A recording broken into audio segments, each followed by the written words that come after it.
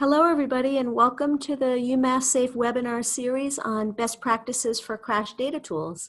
I'm Robin Reisman from UMassSafe, and we're really happy to have you here today. This is part of a project funded by the Federal Motor Carrier Safety Administration, and the purpose is to promote partnerships between state driver's licensing agencies and law enforcement with universities. And the project really includes 3 tasks: the Eastern Service Center Summit that was held in 2016, the CV-STAC website, which you'll see on your screen, and then ongoing support for states in the Eastern Service Center in promoting these kinds of partnerships. I want to just tell you a little bit about CV-STAC and then we'll get started.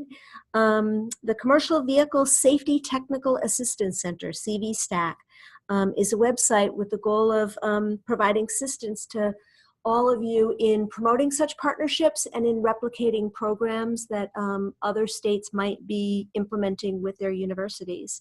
So on CV-STAC, we have a lot of new blogs and highlights and best practice guides. Some of the topics include impaired driving, driver fatigue, veterans employment, and every week we're adding additional comment to the CV-STAC website, so I encourage you to go there and check that out. We're also hoping to hold another webinar series in January on emerging CDL and CMV issues.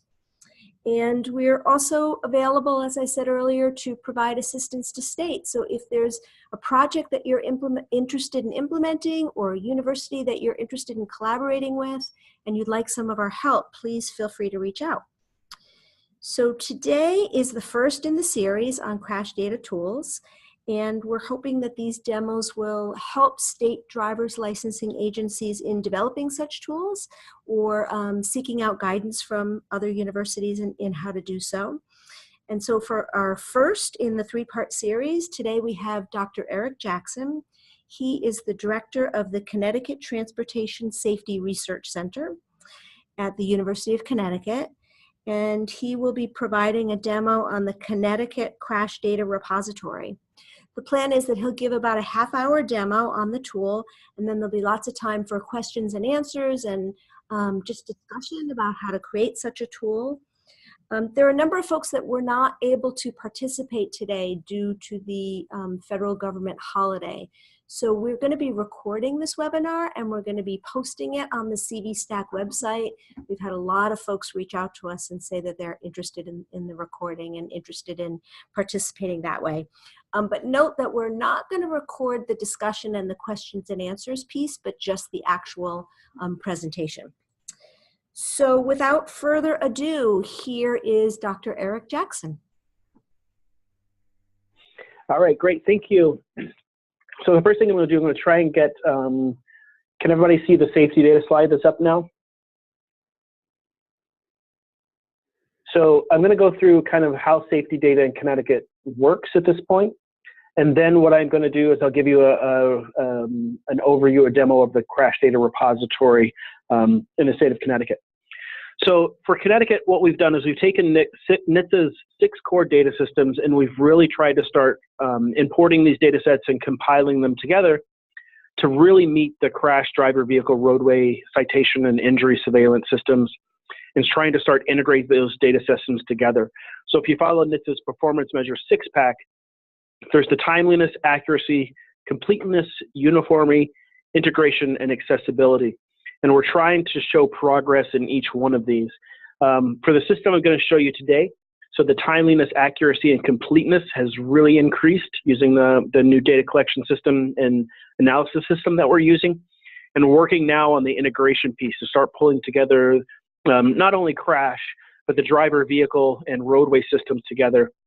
And then looking forward to the citation and hospital data, the injury surveillance data, to start pulling all of this data together in one spot, become a kind of a one-stop shop for anybody that's doing any kind of safety analysis as we move forward in the future. So how data currently flows in Connecticut. So there's a crash database that resides at the Connecticut DOT, and that database is fed by police reports that are done out in the field. So a law enforcement agency will go out, they'll use either their CAD or RMS system to collect the data, or in Connecticut, we've developed a fillable PDF. And that fillable PDF will allow the police officer to make some selections. It's dynamic and it adds more fields. If they select a commercial vehicle, as part of one of the vehicles involved in the crash, it'll actually add a supplement page to collect information on the tractor and the trailers and potential hazmat issues that are there with that vehicle going forward. Once the officers uploaded, or once the officers completed all that data in the form, they have the ability to upload that crash to the Connecticut DOT. They upload it to the FTP site, and that crash is checked for accuracy. There's 157 different data checks that go in place. If at any point the data doesn't match the requirements as specified by the DOT, that crash is actually rejected and sent back to the law enforcement agency. The software vendor is also notified so that they are aware that there's a potential bug or error within their software that allowed the law enforcement officer to enter that data incorrectly. We've gotten to a point now where we have less than 1% of our crashes coming in with errors.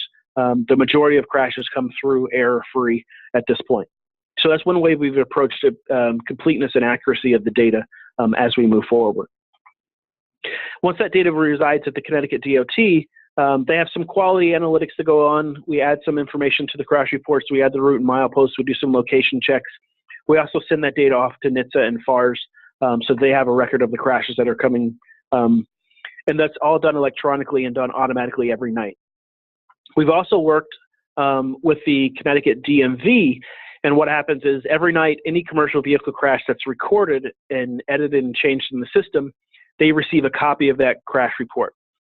And that report, the data as it's sent over is actually formatted into the data format that's required by Fmcsa, so that that's automatically reported into their SAFER system, and they're able to track the commercial vehicle crashes automatically.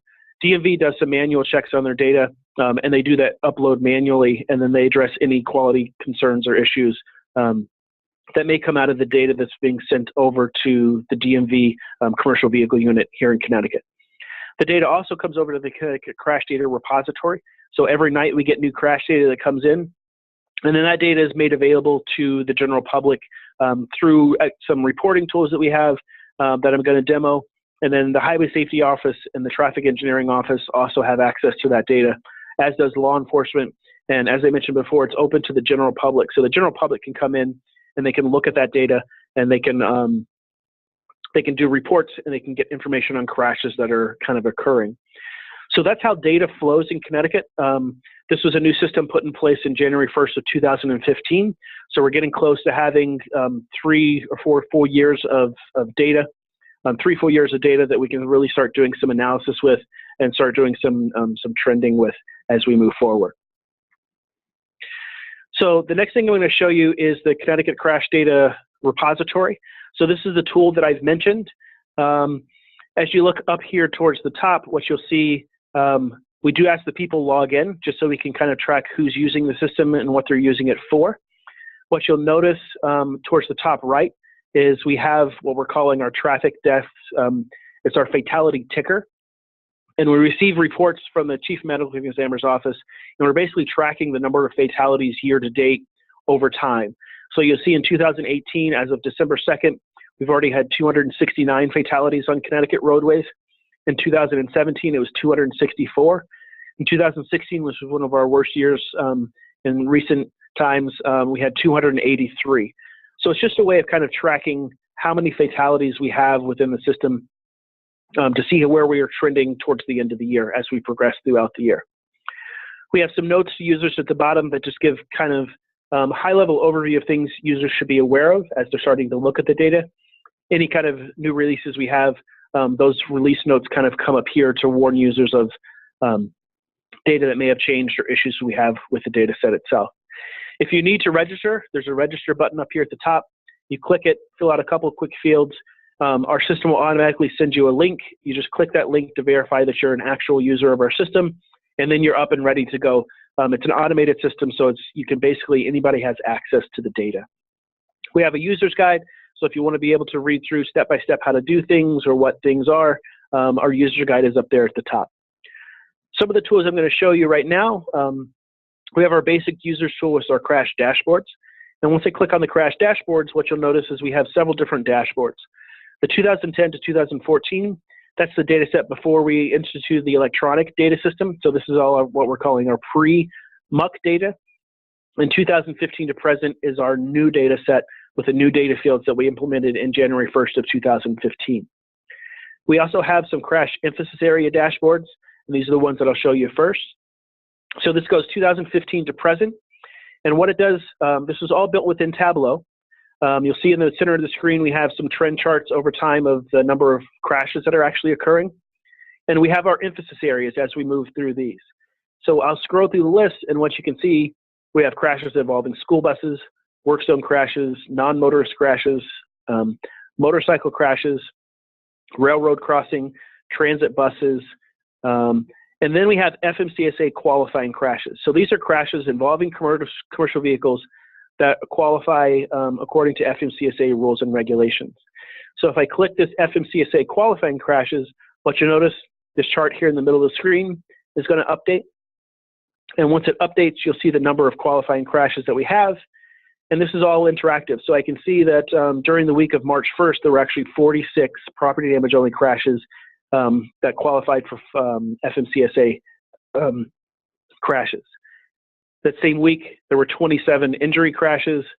And then we get down, the blue line down here at the bottom is the number of fatal crashes that actually occurred.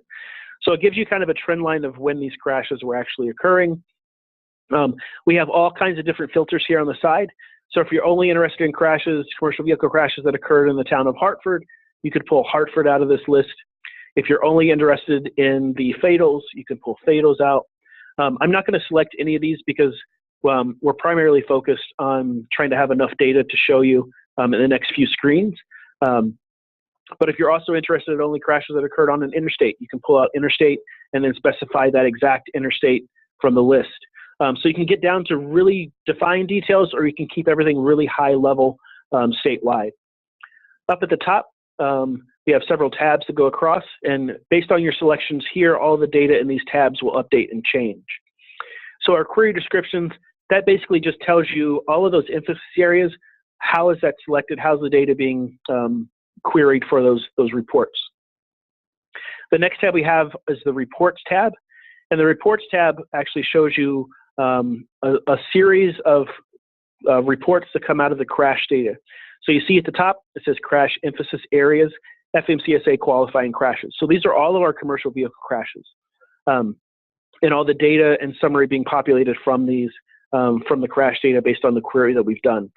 So you'll see there's been 110 fatalities over the last 3 years that involve a Fmcsa qualifying crash. Here are the injuries, and then the property damage only number of crashes. I'm not going to go through all of these crashes or all of these tabs. I'll let you do that kind of on your own. But each tab kind of gives you a different look at the data and shows you different aspects of that data. You'll see here are our top 10 routes. So each one of these dots is an actual Fmcsa qualifying crash. You'll see the Route 95, Interstate 95 is the top route in Connecticut for those crashes. 84 and 91, as you expect, these are our interstates that run through the state, so those have the most truck traffic. So those are going to have your most truck crashes on them. And you can interact and kind of zoom in and look at those crashes on the map itself.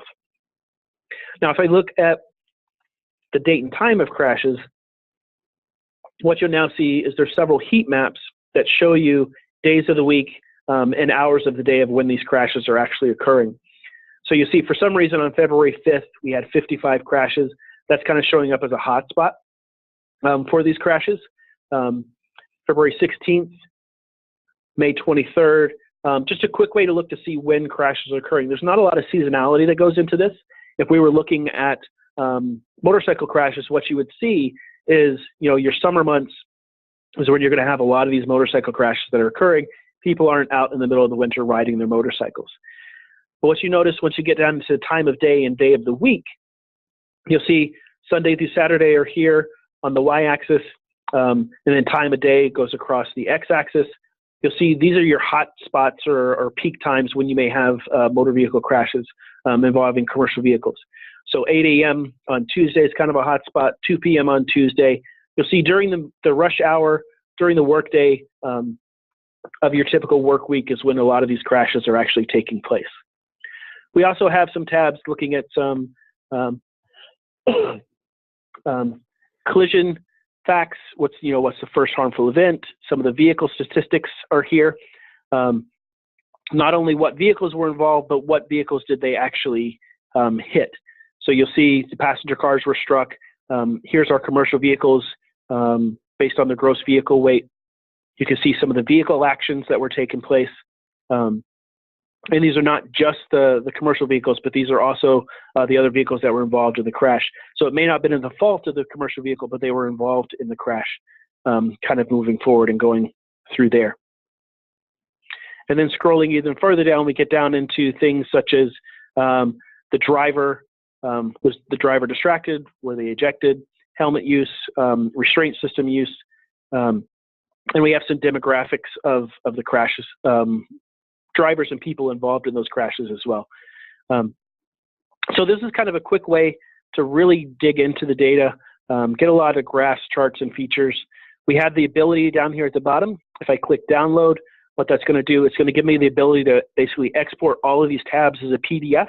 And then I can take that PDF and I can email it around. I can cut and slice the data. I can print it out and kind of show people and really start doing some analysis with the data that we have in the repository. The next tool I'm going to show you is our advanced query tools. This is the one that you have to log in to be able to use. So if I click my advanced query tools, what you notice is we have 3 different data sets here on the left-hand side. I'm going to select the MUC data set, which stands for Model Minimum Uniform Crash Criteria. Connecticut is compliant with the 4th edition of MUC. We're looking now to see what it takes to get compliant with the 5th edition of MUC and hopefully start making those changes sometime in the near future. But if I select the new MUC data set, what you're going to notice is this whole screen down here changes based on the new data elements we're collecting. So this screen updates, and now I can do a different type of query looking at crash data that I'm interested in. So if I'm interested in a certain VIN of a vehicle, so I'm searching for a certain vehicle that's been involved in a crash, I can actually type that VIN in and find that crash that vehicle was involved with. So if you have a commercial vehicle that's involved in a crash, you can pull out that data pretty quickly. If you're just interested in commercial vehicles in total, what you can do is if you go into the Vehicles tab, there's a lot of information here in terms of being able to kind of narrow things down. If you're looking at special function of vehicles, so if you're interested in fire truck crashes or ambulance crashes, police-related taxis, whether or not that vehicle was being involved in an emergency situation, you can pull that out as well. If we look in the actual body types, you can pull out just your commercial vehicles, motor coaches, buses.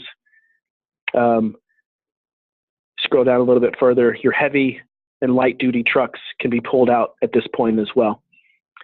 So what I'm going to do, I'm going to select my light trucks. I'm going to hold control, select my heavy trucks. I'm also going to pull in some of my motor coaches and transit buses, school buses, and we'll leave it at that for now. So basically, I only need to make a selection in that one area. And then if I hit my Run Query button here at the top, what it's going to do is going to query for 2015 to the present, all of these body styles of crashes or trucks. So now what I have is there's been 34,000 crashes that have occurred over these 3 years with these types of vehicles. Each row here is a new crash, and each crash has its own unique crash ID. If I go to my next tab, these are the vehicles that are involved. So now what you can see is all the vehicles that were involved. Since I selected only these vehicle types, it's not going to show me the other vehicles that they struck. So these are only the commercial vehicles that were involved in those crashes.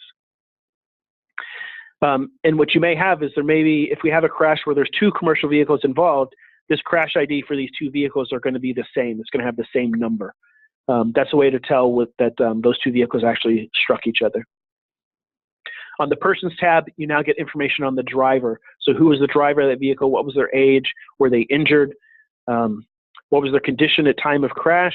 Sometimes what you'll see is that they were under the influence, or they were angry or agitated, or there's a whole different options that the police officer can enter in at the time of the crash. Whether or not they were given a warning or a citation, this driver was actually arrested or issued a summons for their crash, whether or not their alcohol test status were given, what was the results of that test, were they wearing their seatbelt, were the airbags deployed. There's just a lot of information that's there. Contributing action, so what contributed to that crash? This driver, improper braking was cited. This person was following too closely. This driver failed to yield the right-of-way. So there's a lot of information there basically on the driver of the vehicle and things that were going on at the time of the crash. We also have information on the trailers. I'm not sure why my heading's not showing up there. There it goes. So what you can actually see is information on the trailer that was involved in that crash. Some trailers, we have multiple trailers, so trailer 1, trailer 2, so this was a tandem trailer that was involved in the crash. Just some basic information that's contained there. Now, I also have the ability to view these crashes on a map. So up at the top here, if I have view crashes on a map with the criteria, what I can do is I can change the crash severity, and I can plot these based on the crash severity that's actually out there. So once I hit that button, it's going to open up a map of the state of Connecticut. It may take a couple seconds, and then what you'll notice is there's going to be crashes that kind of populate along the roads here in Connecticut. And I'm not sure why they're showing up as little dots. So there we go. So what you can see as those fill in are all the different crashes that actually occur throughout the interstate system and throughout local roads as well. So any commercial vehicle related crash kind of in the state. Things are running a little bit slow, maybe because it's on the webinar. But usually these pop up pretty quick. What I can also do is populate this as a heat map. So if I click my heat map feature, there we go. Now you can see all the commercial vehicle crashes. And as you can see, that populates, that covers a large portion of the state to the point where in kind of the Hartford area and Waterbury area, there's just a ton of crashes taking place. So this isn't the most easy to look at, so I can actually turn off my green crashes. If I click on my property damage only crashes, those will disappear. So if I'm only interested in my injury and fatal crashes, now those are the crashes that populate on the map. I can also do some heat maps. So if I click my heat map feature, what it's going to do is going to show me the hot spots of where these commercial vehicle crashes are actually taking place. And I can zoom in to these. So if I hold control and zoom in, my heat map's going to update. So as I keep kind of zooming in on New Haven, you'll see where some of these commercial vehicle crashes, there's a spot here in New Haven that was a little bit more red before. But you also have these crashes on the interstates. So as I zoom in, what I can do, I can turn back to my markers. And what my markers will do, now I can see where those, these are all my injury and fatal crashes. I can see where these crashes are actually taking place. And you'll see there's a little bit of a cluster here, some clustering going on here. So as I continue to zoom in, what I have the ability to do is to look at these individual crashes. So if I click on this crash, what it's going to do, it's going to give me information about that crash. I also have the diagram of that crash. So if I view this image in my browser, I can now see that this vehicle looks like the trailer may have become detached and actually came back and hit this car here in the intersection. So for each one of these, I can look at the diagram involved in the crash. I can also change my satellite view. So now I can see in the background what the satellite of that crash actually looks like. And I can take my street view guy and I can actually drop him down here in the intersection. And then I can look around and see maybe if there's some obstructions, maybe the truck being higher up can't see cars coming. And I can actually rotate around and see where these crashes actually took place. And you'll notice we've got one commercial vehicle already in that picture, and then there's another commercial vehicle here at this intersection, several more back behind it. So that's just a different way to kind of look at the data and really start digging into the data. If I go back, what I can also do, let me turn my map back on. If I'm interested in maybe some of the parameters that are going on or these individual crashes, what I can do is I can hit my select and query button. And what the select and query button is going to allow me to do, it's going to allow me to select certain crashes that I'm interested in. So those crashes are going to kind of gray out or ghost out. I can select these individual crashes that I'm interested in. Those are going to highlight. And if I hit the View Vehicle Vectors button, what that's going to do, it's going to give me some information on the types of crashes that are actually occurring there. So this is kind of like a collision diagram, if you're from the engineering world, of really trying to look at the types of collision. So the red crashes here are rear-end collisions. These are angle collisions. These are side-swipe crashes. So it gives you an idea of the types of crashes that are occurring there. I also have the ability to hit my query selection button. And what that's going to do, it's going to take me back into the repository. And what you'll notice is that there's 13 crashes there. You probably only saw about 4 or 5 dots that were there. And what happens is some of those dots were stacked on top of each other. So without really doing this query selection feature, you really don't have an idea of how many crashes are actually there. And now that I've got those 13 crashes that occurred at that intersection, what I can do is I can click my View Diagram button. And this is going to let me quickly scroll through these crashes. So here's a rear-end collision that occurred. Here's a side-swipe collision. A lot of commercial vehicle activity going on at this intersection. And then here's another rear-end collision where a car hit a truck. Looks like a commercial vehicle struck a pedestrian. Another rear-end collision. So it lets you kind of quickly scroll through and look for maybe engineering issues. Maybe the road's too tight here, and maybe you shouldn't have commercial vehicles coming through this area. Just a way to really start looking at the data in a different way, making it very quick and easy for people to start interacting with the data and looking at the issues that may be existing there. Now, we do have the ability, let me see if I can go back into the full data set that we have. One too far. So here you have, we have 34,000 crashes. These are just all the commercial vehicle crashes that occurred in the state. And what I could do is I can add a data summary. So if I'm interested just in the number of crash severity, commercial vehicle crashes that have occurred over time, I'll leave my row, let me change my severity. My row is crash severity, my columns as year. And what I'm going to be able to do is I'm going to count the number of crashes. I can also count the number of vehicles or count the number of people, but I'm just going to count the number of crashes, and then I'm going to hit add. And what that does is now it tallies up the number of injury, fatal, or property damage only crashes per year that have occurred. 2013 to 2014, that was on our old crash report form. So that data is basically, we had state police start a couple days before the new year, so that's why you're seeing 1 commercial vehicle crash in 2014. But now you have the ability, if you click and drag, what's going to happen is it's going to plot that data for you. So now you can see crash trends that are occurring.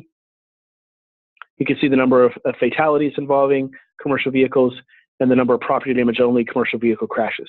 We still are processing data for 2018, so that's why you're seeing a dip. Unfortunately, I wish that was true that we're not having that many commercial vehicle crashes. We're still processing probably 2 months worth of data at this point, adding that in to the data set. But this kind of gives you a way to kind of plot this data on a graph and start looking at some of the data trends that you have. And you can do that for all different trends. So if I'm interested not in crash severity, but I'm interested more in weather conditions. So is it, do we have more commercial vehicle crashes occurring during snow events than we do maybe during rain events? I can plot these. I can just simply hold Control, select those, flip them over, and now you can see, you can compare your snow and your rain crashes that are occurring kind of throughout the state. Same thing if you were looking for, severe crosswinds, if you have issues with crosswinds and things of that nature. You really have the ability to cut and paste, cut and slice the data however you want as you move forward using the tool. And it's all there in a tool that's fairly simple and easy to use. If you're really interested in pulling that data into your own system and doing that kind of analysis on your own, you have this Export to CSV button. And what this does, once I click this, I'm not going to click it, but once I click it, it basically gives you a pop-up window that says you'll receive an email with your data once it's ready. And on the back end, what we do is we pile all that data together, we put it in a zip file, and then we send you an email with a link that you can download all of this raw data that's in the tabs here. And then once you have that raw data, you can pull it into SAS or Excel or SPSS, whatever you want to do your analysis with, and then you have the data and you can plot it, graph it, chart it, however you want, or do whatever kind of mathematical modeling that you want with that data. So we also have the ability, if you wanted to start over, you can select a new query. If you wanted to save this query, say if you want to come back in every day or every month to run this exact same query, you can hit the Save Query button. You can name it my truck query and hit Save Query. And basically what that does, once you go back in, you can load a query, and I can pull up my past queries that I've done. I can also pull up my saved queries. So here's my truck query. All I hit is my truck query. It populates all the fields, and then I can hit run again and just rerun that query. So every month you want to see how many truck crashes have been reported, you can come in and kind of get an update on a monthly basis or yearly basis, and you don't have to remember all the parameters that you entered into your query. Our goal is to try and make this as simple and easy as possible for the users and provide as much information as possible. So with that, that's a pretty high-level overview of the Crash Data Repository and some of the tools that we've developed. We're obviously looking to integrate more information into the system, pulling in toxicology reports, pulling in maybe driver history, how long they've had their CDL, if they've had any violations in the past, really starting to look at driver behavior and other systems that are out there, looking at injuries. So if we pull in the hospital data, being able to show what actual injuries people sustained and how severe they were, as opposed to relying on the officers to see the crash to be able to enter that information in. So with that, we're right about 30 minutes. So I'm happy to take any questions that anyone may have. If there's anybody that wants to do a certain query, I can definitely try and do that query. And I'll turn it over to you guys.